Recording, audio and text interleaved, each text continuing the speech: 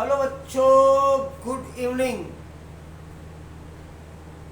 आप देख रहे हो अपना सुंदर सा प्यारा सा चैनल सोनी सर केमिस्ट्री वाला, जिसमें हम लेते हैं ईथर के रासायनिक गुण या रासायनिक अभिक्रियाएं। तो पढ़ेंगे ईथर की रासायनिक अभिक्रियाएं। तो यह ध्यान देने का है कि ईथर में सबसे पहले वो क्रियाएं पढ़ेंगे जिनमें CO बंध का विलयन होता है। ये आपका ईथर है ROR, इसमें से O और C वाले बंध का विलयन, ये अभिक्रिया हम पढ़ेंगे। तो सबसे पहले अभिक्रिया डालेंगे नंबर 1। नंबर 1, सबसे पहले हैलोजन अम्लों के साथ क्रिया। हैलोजन अम्लों के साथ, हैलोजन अम्ल कौन से होते हैं?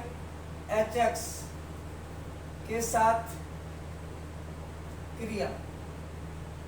सबसे पहले हम ईथर की क्रिया कराएंगे हैलोजन अम्लों के साथ, यानी कि हैलोजन अम्ल कौन से होते हैं? HX। HX का मतलब जैसे HCl, HBr, ये सब हैलोजन अम्ल है। तो इसमें क्या होगा? ईथर की क्रिया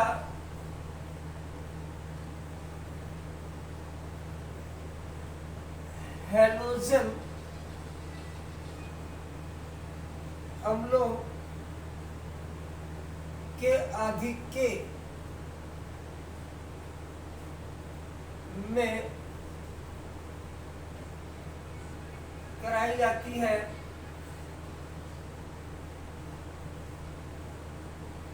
तो दो अणु RX का मतलब एल्किल हैलाइड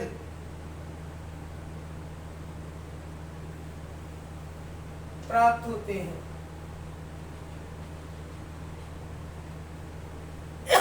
ईथर की क्रिया हैलोजन अम्ल के आधिक्य में कराई जाएगी तो दो अणु एल्किल हैलाइड के प्राप्त होंगे। ध्यान से देखना है, ये आपका ईथर है और ईथर की क्रिया हम कराते हैं HX से। ये माइनस, ये प्लस वाला, ये प्लस, ये माइनस। तो यहाँ पे देखो ये बोल्ड टूटेगा, यहाँ से ये टूटेगा। तो ये तो बन जाएगा आपका एल्कोहल ROH और एक बन जाएगा RX, एल्किल हैलाइड। तो ये बन गया आपका एल्कोहल। फिर इस एल्कोहल की रिएक्शन ROH की रिएक्शन फिर HX के साथ कराते हैं। तो यहां से देखो वाटर मॉलिक्यूल्स बाहर निकलता है HOH और बन जाएगा आपका RX और निकल जाएगा H2। इसका मतलब ये हुआ कि अगर ईथर की क्रिया हम HX के साथ कराते हैं, HX के आधिक्य से कराते हैं, तो में एल्किल हैलाइड के दो मॉलिक्यूल प्राप्त होते हैं। तो ये क्या है? Alkyl halide.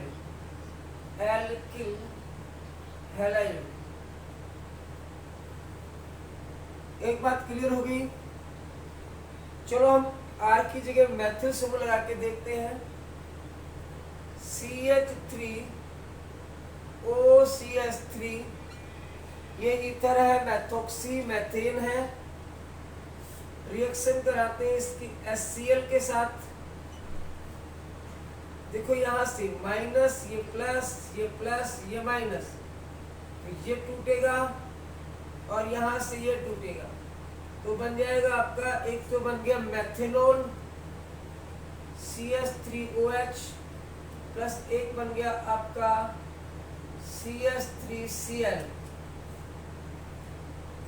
फिर CH3 जो अल्कोहल आपका बना, फिर उसके HX के साथ यानी HCl के साथ रिएक्शन कराओगे तो ये वाटर मॉलिक्यूल्स निकलेगा यहाँ से और आपका बन जाएगा CH3Cl प्लस H2O। तो कुल मिलाकर के सबसे पहली रिएक्शन हमने पढ़ी है हैलोजन अम्ल यानी हैलोजन अम्लों के साथ रिएक्शन, अगर हैलोजन अम्ल के साथ रिएक्शन कराते हैं तो हमें एल्किल हैलाइड के 2 मॉलिक्यूल्स प्राप्त होते हैं। तो प्लीज टेक ए स्क्रीनशॉट।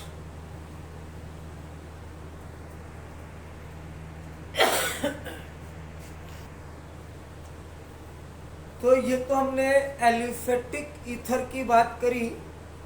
अगर मैं बात करूं एरोमेटिक ईथर की, तो आप इसमें पॉइंट लिखना,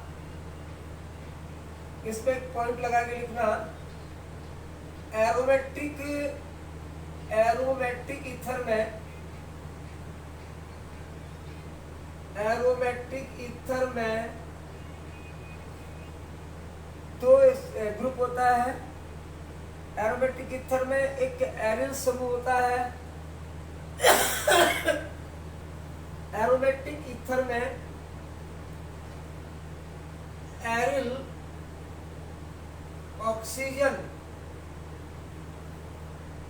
बंध होता है। एरोमेटिक ईथर में एरिल ऑक्सीजन बंद होता है, जो अनुनाद के कारण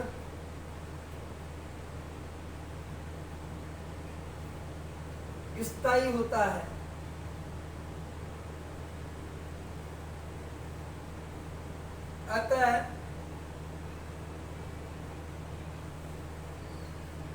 अतः एरिल ऑक्सीजन बंध विखंडन नहीं होता है। चेक करते हैं अपन। ये तो आपका हो गया एरोमेटिक ईथर OR, इसको एल्कोक्सी बेंजीन कहते हैं। Alkoxy benzene.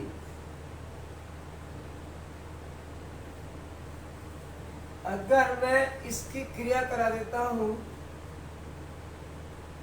HX के साथ, तो ध्यान देना, ये प्लस, ये माइनस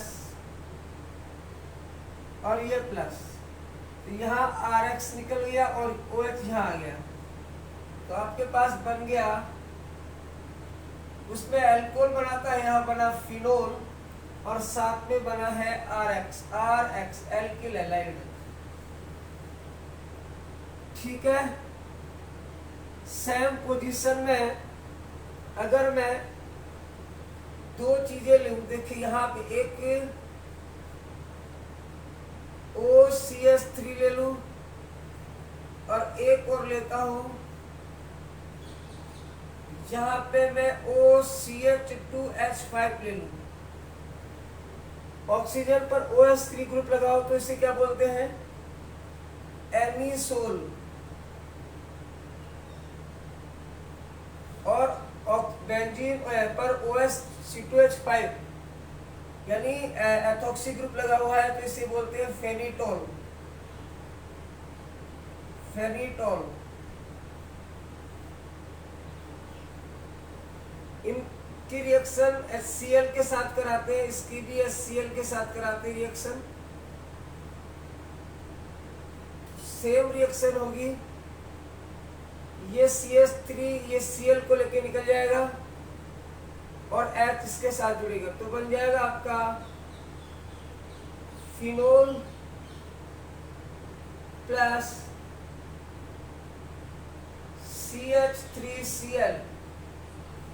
इसी प्रकार से ये वाला C2H5 और ये यहां से क्रेक होकर निकलेगा और आपका बनेगा phenol plus C2H5Cl। Ethyl chloride, methyl chloride, ये सब जानते हो आप। तो कुल मिलाकर के एरोमेटिक ईथर भी HX के साथ क्रिया करता एल्किल हैलाइड बनाता है। तो please take a screenshot.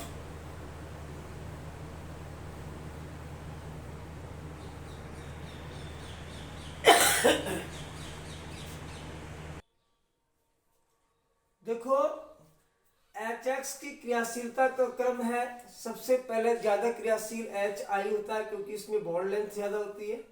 HBr उससे कम क्रियाशील होता है, HCl इससे भी कम क्रियाशील होता है। ईथर का विघलन ध्यान रखना हमेशा HI और HBr द्वारा और उच्च ताप पर होता है। और असममित ईथर व HX की क्रिया में दो केस हो सकते हैं।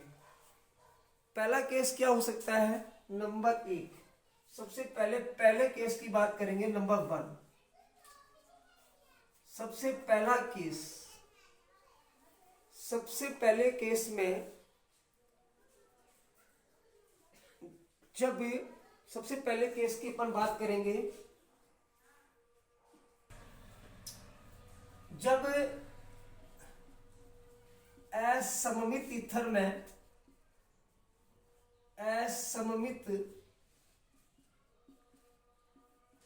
ईथर में एक एल्किल समूह मैथिल तथा दूसरा एल्किल समूह 2 डिग्री या 3 डिग्री, कैसे? अशाखित, अशाखित,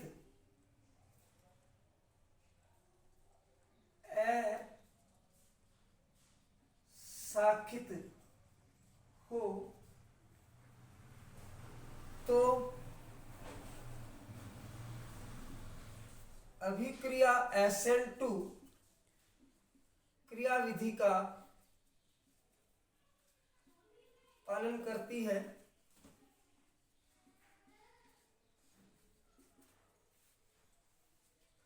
और X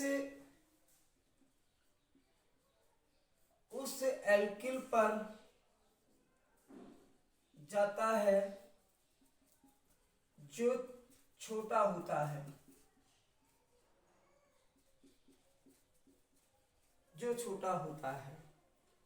तो यहाँ पे एक रिएक्शन बता रहा हूं आपको।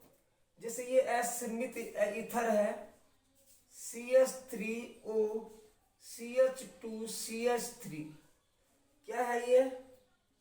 मैथोक्सीमेथेन है, मैथोक्सीएथेन है ये। और जब इसकी रिएक्शन अपन HX के साथ कराएंगे तो ध्यान देना, ये X परमाणु कहाँ जाएगा? ये X परमाणु उस कार्बन पर जाएगा जिस पे एल्किल ग्रुप छोटा हो। तो CH3 तो बनाएगा एल्किल हैलाइड और ये वाला बनाएगा आपका एल्कोहल CH2OH। तो यहाँ पे एक बात ध्यान देनी है कि जब असममित ईथर, असममित ईथर का मतलब दो अलग अलग एल्किल ग्रुप है, एक कार्बन वाला है, एक 2 कार्बन वाला, और इसके HX के साथ जब रिएक्शन कराएंगे तो X किस एल्किल ग्रुप पे जाएगा? जो एल्किल ग्रुप छोटा होगा, है ना। तो एक केस तो ये होता है कि आपको असममित ईथर दे दे और उसकी रिएक्शन HX के साथ कराने के लिए बोले, तो X को आपको कहाँ पे अटैक करवाना है? जो एल्किल ग्रुप छोटा हो, और X OH ग्रुप और एल्कोहल बनेगा, बाकी बड़ा एल्किल ग्रुप एल्कोहल बनाएगा। ठीक है, तो आप इसका स्क्रीनशॉट ले सकते हो।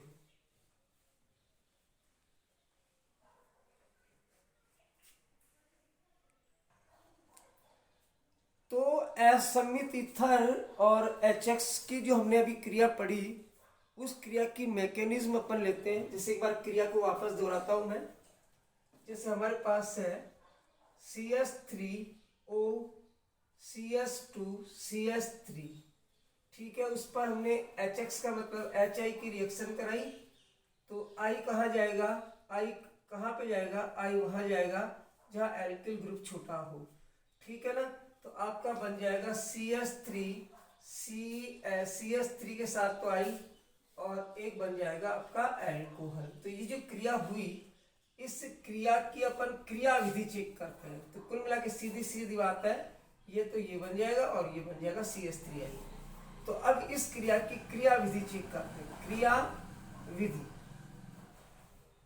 देखो क्रिया विधि में सबसे पहले हम क्या लेंगे, समित ईथर लेंगे। क्रिया विधि ध्यान देना, सबसे पहले मेथोक्सीएथेन लिया, ये ईथर ले लिया समित, इसकी रिएक्शन HI के साथ कराते हैं। तो ये H प्लस माइनस, तो ये प्लस प्रोटॉन के रूप में इस पर अटैक करेगा और बन जाएगा आपका प्रोटोनीकृत ईथर। ये बना आपका प्रोटोनीकृत ईथर। इसको क्या बोलते हैं, प्रोटोनीकृत ईथर या प्रोटोनेटेड ईथर कहते हैं इसको। अब कोई न्यूक्लियोफाइल है, ये न्यूक्लियोफाइल कहाँ पे अटैक करेगा, फिर ये न्यूक्लियोफाइल का अटैक इस पे दिखाना है। तो CH3 COH CH2 CH3 plus, इस पर आपको न्यूक्लियोफाइल का अटैक कराना है। और यहाँ पे ध्यान देना, SN2 मैकेनिज्म में इसका अटैक होगा तो आप जानते हो पीछे की ओर से होता है और एक ट्रांजिशन स्टेट बन जाती है। तो आपका बनेगा ICH3OH CH2CH3, ठीक है। इसको बोलते हैं संक्रमण अवस्था। और फिर ये संक्रमण अवस्था बाद में CH3I बना लेगा और बन जाएगा CH3CH2OH, ठीक है। यहां से ये टूट जाएगा और बन जाएगा, एक बन गया आपका आयोडोमेथेन और एक बन गया एल्कोहल। तो ये थी ईथर और HX की क्रिया विधि पढ़ रहे थे ना। तो ये मैकेनिज्म है, SN2 मैकेनिज्म फॉलो करती है, SN2 मैकेनिज्म, SN2 ये अपने हेलो एरिन और हेलो एरिन हेलो एल्केन में हमने ये पहले पढ़ लिया है। तो अगर जिसके नहीं समझ में आया SN2 रिएक्शन क्या होती है, तो आप हेलो एरिन हेलो एल्केन वाला लेसन देख सकते हो। तो प्लीज टेक ए स्क्रीनशॉट।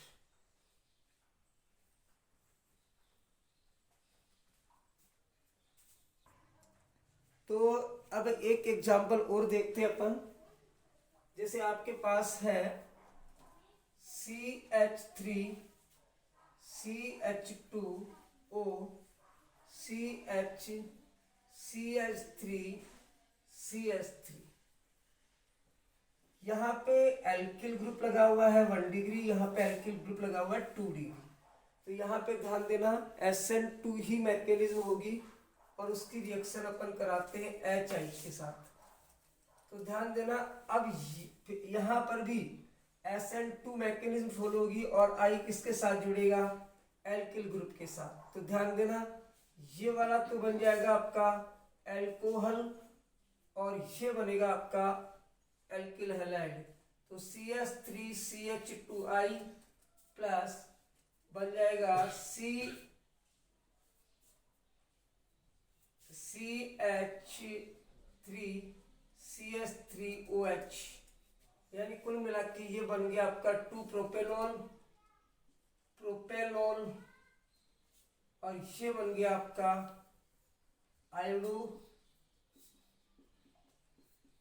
आयोडोएथेन, ठीक है।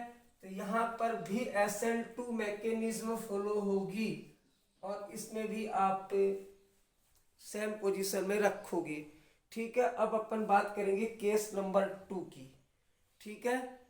केस नंबर 2 की क्या बात करोगे, स्टार्ट करते हैं। नेक्स्ट, ये स्क्रीनशॉट ले सकते हो आपको। चलो आप पहले तो आप थ्योरी लिख लेते हैं अपन। Case number 2, case 2, case 2, case. देखो अब बात करेंगे दूसरे केस में जिसमें SN1 रिएक्शन कब होगी।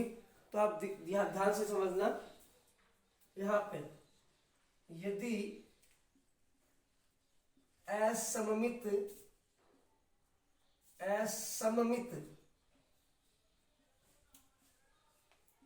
ईथर, यदि असममित ईथर में एक एल्किल ग्रुप, एक एल्किल समूह 1 डिग्री या 2 डिग्री हो तथा दूसरा एल्किल ग्रुप 3 डिग्री हो, तो अभिक्रिया SN1 क्रियाविधि द्वारा होती है। SN1 क्रियाविधि द्वारा होती है, पहली बात तो ये ध्यान रखनी है। अब इसमें होगा क्या, जिसमें कार्ब धनायन बनता है,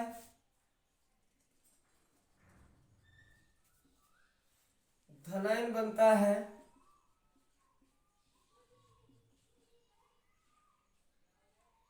अतः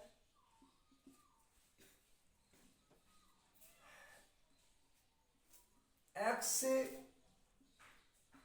कार्ब धनायन पर आक्रमण कर एल्किल हैलाइड बनाता है।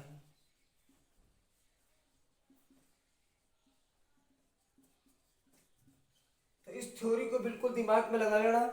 यदि कोई असममित ईथर है और उसमें एक एल्किल समूह 1 डिग्री 2 डिग्री और दूसरा 3 डिग्री हो, तो अभिक्रिया SN1 रिएक्शन को फॉलो करेगी। और SN1 में आप जानते हो कार्ब धनायन बनता है और कार्ब धनायन पर X हेलोजन का अटैक होता है। ये हमने फिर कह रहा हूं, अगर आपको SN1 SN2 रिएक्शन नहीं याद है तो आप सब चैनल पे जाओगे और लिखोगे सोनी सर केमिस्ट्री वाला SN1 SN2 रिएक्शन, तो वहां से आप इसको अच्छे से देख सकते हो।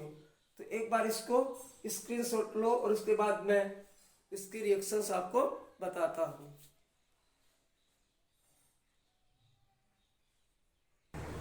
तो हम दूसरे केस की बात करेंगे। दूसरी केस की थ्योरी में आपको साफ साफ लिखा है कि असममित ईथर में एक ग्रुप तो है 1 डिग्री और दूसरा ग्रुप है एल्किल ग्रुप कैसा है 3 डिग्री। ध्यान दे देखना इस मैकेनिज्म को। पहले रिएक्शन देखो, हम लेते हैं CH3O CH3 CH3 CH3, ये हमारा ईथर है जिसमें एक पर लगा हुआ है 3 डिग्री एल्किल ग्रुप और यहाँ पे एक लगा हुआ है 1 degree alkyl group, Maithil alkyl group. अगर मैं इसकी रिएक्शन कराता हूँ HI के साथ, ध्यान देना यहाँ पे रिएक्शन, अब यहाँ पे I किस पे जाएगा, क्या I मैथिल पे जाएगा? नहीं, I हमेशा ध्यान रखना ये माइनस और ये प्लस, तो यानी कि मतलब अब I जाएगा इधर और H जाएगा इधर, तो हमारे पास बनेगा CH3OH प्लस बनेगा CH3I। इसको अपन 10 से बोलते हैं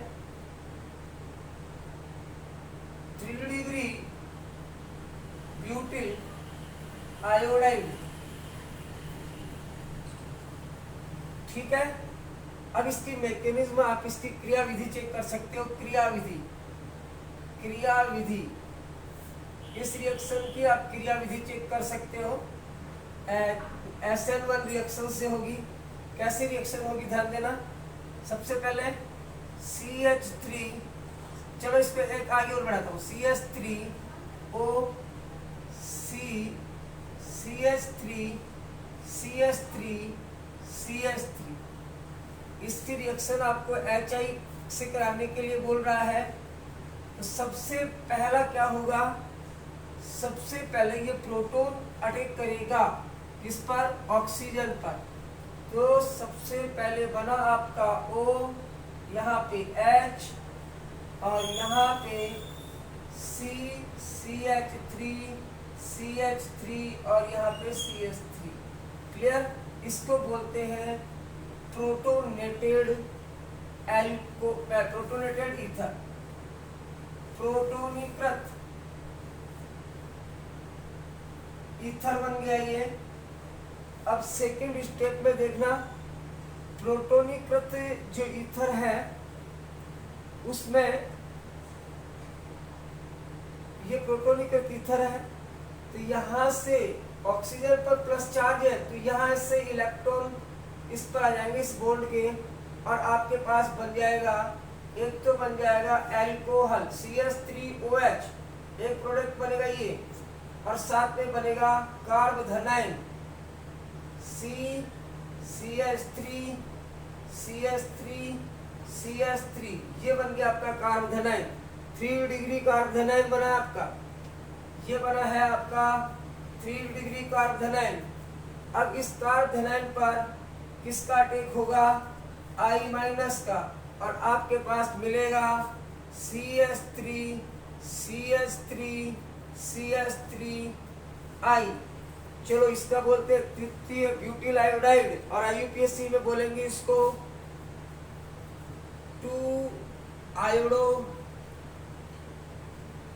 2-methyl propane. To be clear? तो इस प्रकार से ये SN1 रिएक्शन को फॉलो करती है। ध्यान देना, कभी भी एग्जाम में अगर आपको समित ईथर दे दे और उसकी रिएक्शन HX के साथ कराने के लिए कहे, तो ये जरूर आपको ध्यान देना है कि कब X किसके साथ जोड़ोगे। 2 एल्किल ग्रुप है, किसके साथ I जुड़ेगा, ये बात ध्यान देने का है। अगर 3 डिग्री एल्किल ग्रुप है तो हमेशा I किसके साथ जोड़ोगे, 3 डिग्री एल्किल ग्रुप के साथ जोड़ोगे, ठीक है। और यदि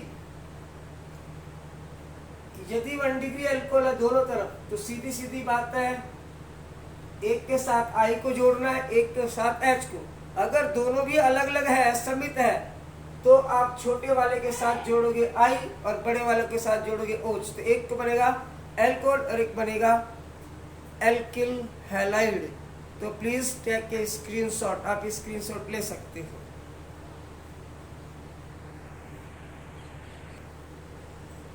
तो आज की वीडियो में हमने ईथर के कुछ रासायनिक अभिक्रियाएं हमें देखने को मिली है, और अब इसमें एक आध रासायनिक अभिक्रिया बची है, वो अपन नेक्स्ट वीडियो में लेके आएंगे। और नेक्स्ट वीडियो में ही आपको एरोमेटिक ईथर के रासायनिक गुण भी बता देंगे, और इसी के साथ फिर इस लेसन का समापन हम करेंगे, ठीक है। तो अगर ये वीडियो आपको अच्छा लगे तो प्लीज़ लाइक करना, शेयर करना और कमेंट्स करना। Thank you very much.